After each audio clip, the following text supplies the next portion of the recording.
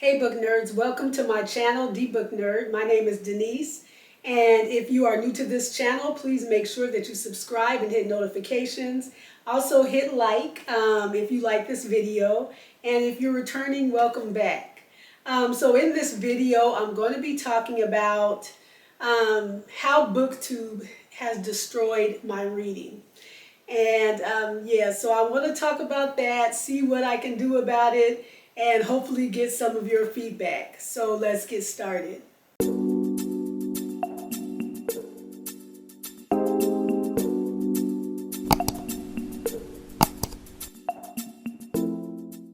Hey book nerds, okay, so I've already told you the intro. I'm going to be talking about how BookTube,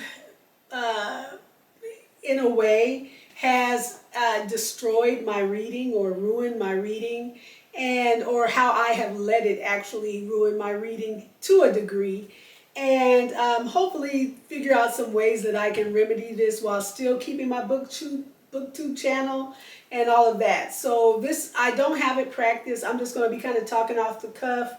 I do have a few things written down that I want to make sure that I bring up, but otherwise this is just going to be just me talking. Okay, so I do love BookTube, and I do plan on continuing to do BookTube.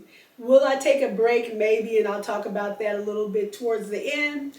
But I've seen other people talk about this, how BookTube has ruined their lives, or their reading, not their lives, but their reading. For readers, that is life, right? But and I thought, this would be something good for me to talk about, because I do see some habits that I've picked up that have not necessarily been conducive to my reading or fair to me. And in order to try to do things for BookTube, which I'm not even really doing. So there's kind of a double-edged sword thing going on for me. I've started off with BookTube saying that I'm your BookTuber if you read 1 or 2 books a month. I'm your girl. That's, and if you read more, and you still like to hear about people that don't read 20 books a month or 6 books a week or whatever it is, then, great. Please, I welcome you to my channel. Maybe when I was a teenager, I read tons of books. Like in a day, I would read a book and things like that. I haven't done that since I hit college, I hit work, I hit other things. I just could not read that fast, maybe occasionally, but then I wouldn't just go back to back to back reading a book. I would go to the bookstore, find some books that first I probably looked at the cover, and then I would buy them because I liked them and I liked the way they looked, and when I wanted to sit down and relax, that's how I read, and that's how I've been doing it for years. I started kind of keeping up with the books, like I would write down the books that I read just because I like to see what books did I read. In my family, the way that I read books, it could be 6 books a year, it could be 12. They still considered me to be a reader, and I am, so, and I was good with that. Then I think I got on Goodreads prior to BookTube, I think. And I started making goals, and I would make my goal real low, 12 books a year. All I need is to read 1 book a month, a good book, enjoy it, and I'm good.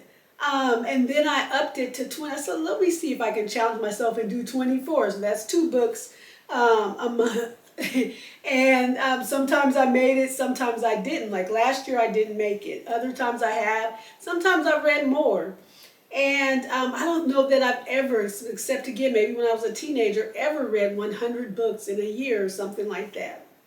So I said when I started this BookTube channel, I made it very clear that I'm not going to let BookTube get in my way of reading and enjoying my reading. And I'll give it up before I ruin my reading. I haven't given it up, and I don't plan on giving it up. But there are some things that have happened. So you all probably have seen the other videos. Maybe you haven't, but search it and you'll see the other people have made these videos. Things that have happened since I've been on BookTube. I do care more than I care to acknowledge how many books I read and how I'm perceived about those books, or about how many books I've read. Overall, I still don't kill myself trying to read, but I do care. I'm like, well, people aren't going to watch the channel if I'm not reading books. If I don't have enough books to talk about, people are not going to read watch the channel. And, that's fair. If people are coming because they want to see books, and they, and all of that, I get it. And again, maybe I'm just going to appeal to a different audience, maybe even a smaller audience, and have to be okay with that. Although I do want to get to at least 1,000 subscribers. So that's one thing. I do care a little bit, too much about that. I notice it just seems like, and I don't blame anybody in BookTube because I don't have to follow this, but it just seems like people are just reading a lot of books really fast, and that seems to be the thing, and that seems to be what gets you going on BookTube, gets you more viewers or subscribers and all of that, and views, and all of that, and so it makes it hard for the reader that doesn't do all of that. And we won't get into other things about buying. Well, we will get into that. But the consumerism piece, which, look, I buy books. I used to love the library. I still love the library. I'm just not a library person. But I buy my books, but the amount of books, other people buy, I might not be able to do. So, if people go book shopping every week, I can't do that right now. So, that's another thing, but that hasn't affected me. I don't try to go buy a lot of books just for this channel. I don't do that. I buy a lot sometimes at one time just because that's me. But so anyway, the next thing that I noticed that I do and how it's affected me is I don't read as many big, long books as I used to because I want to make that goal. I know that if I read one of my Stephen King books or some of the other books that are really thick, it's going to take me a while to read it. It might, literally take me a whole month to read that book or more. I remember when I was reading Legendborn, that book took me, and some people were like, that's not that long, but it took me like a long time. Plus, the book was a little bit too fantasy for me, I guess. But now I'm kind of interested in reading some more of those from the series. But it took me a really long time, but I know there are other books that I'll maybe even enjoy even more. But I just know it's going to take me a long time to read something that thick. So then I don't read it. Well, now I'm missing out on good books that I will love because I'm trying to reach a goal. That has got to stop. So. I guess I'll give my solution with the problem. I'm going to say it now. I'm going to stop that. So I'm going to start reading the long books if I want to. If that's what I'm feeling like reading, I'm going to do that. The other thing is I find myself at times rushing through a book to meet the goal. I don't like doing that. So like when I was doing kind of TBRs a lot and then trying to make sure that I got the TBRs in for that month, which often I don't even do, but still at least try to get most of them or something like that. I would find myself up late at night just reading as fast as I can, trying to get that book in so it counts for that month. And I'm just missing out. I remember I wanted to hit my Goodreads goal so bad one year. I think it was, it must have been the end of 2023. I wanted to reach my goal so bad that I was reading on New Year's Eve, and I almost missed like the countdown with my family to, countdown for us to celebrate together when it hit midnight. I was literally just reading. I'm not even eating the snacks and paying attention, to other people like I usually am because I'm trying to get that book in to make a goal. Whether that be for Goodreads, my own personal reasons, or BookTube, I think that's ridiculous because now I really did not enjoy that book. I don't even know if I can tell you what the end of that book was because I was just reading so fast. Not going to do that anymore. So I'm not going to rush myself like that. Now, if I rush myself because I just want to keep reading the book because it's so good, then that's what I'll do. But doing that to meet any type of goal is no longer fun for me. It's no longer making reading an enjoying hobby, but it's making it like a job, and I do not want to do that. I have enough jobs, okay? The other thing is feeling a push to read for content versus enjoyment. So again, that kind of coincides with what I just said. Reading for content versus enjoyment. Now, do I really want to read more and devote more time to reading? Yes. For personal reasons, because it is relaxing. It does, increase my knowledge. It increases empathy. It helps me learn about people and their lives and different facets of their lives, how they deal with things, how maybe that can help me deal with things, or whatever. Well, all the things that we get from reading just make me laugh, cry, whatever it is. That's what I want to read for again, not just for content. And I want to read it to enjoy. So when I'm saying I need to read, it's more because I'm like, I need to read because I'm not going to have anything to talk about on BookTube. I need to read because that is self-care for me. And I've said it before, but I've fallen a little bit into the, grind of things and kind of not, made it fun anymore. I'll feel let down if I don't read my TBRs. So I don't even do that many TBRs anymore.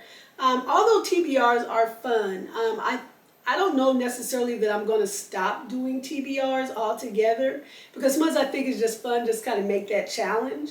But I'm quick to tell you, my TBR could change. So I could have, the books that I said I'm going to read for that month or whatever, and I might change my mind, and I'm good with that. Like, I'm going to, be good with that. I think more so when it's the TBR, I don't make the amount of books that I wanted to read for the TBR is what bothers me, and I don't want that to bother me.